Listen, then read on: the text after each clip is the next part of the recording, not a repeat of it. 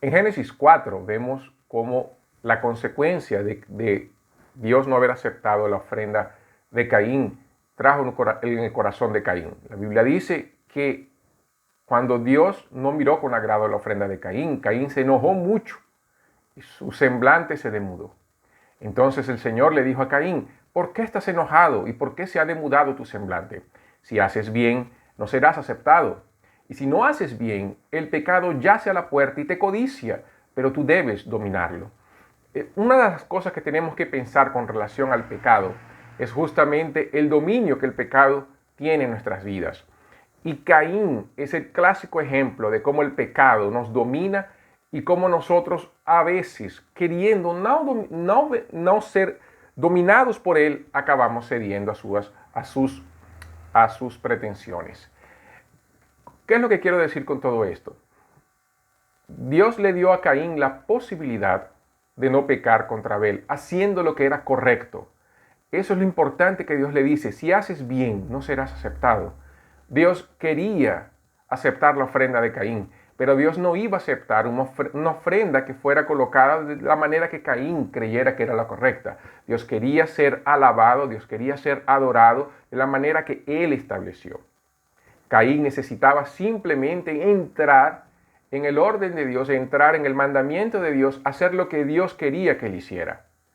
Haciendo eso, Dios se agradaba de la ofrenda de Caín, y ahí todo estaba bien. Caín entonces entraría en ese favor de Dios que él veía en Abel, pero que él no tenía.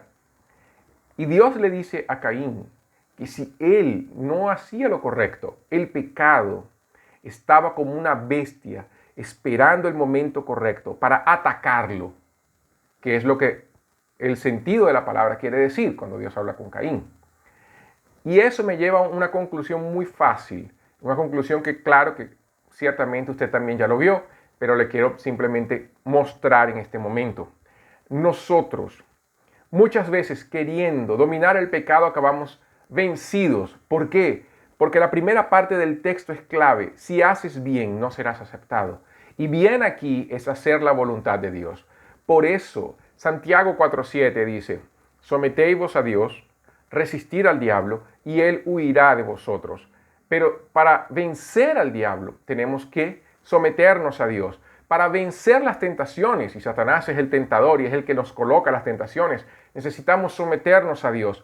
Para no caer en la tentación, que ahí es nuestra responsabilidad como seres humanos, necesitamos someternos a Dios. Si yo quiero vencer el pecado, necesito de Dios. La Biblia dice en Romanos capítulo 6 que Cristo venció el poder del pecado.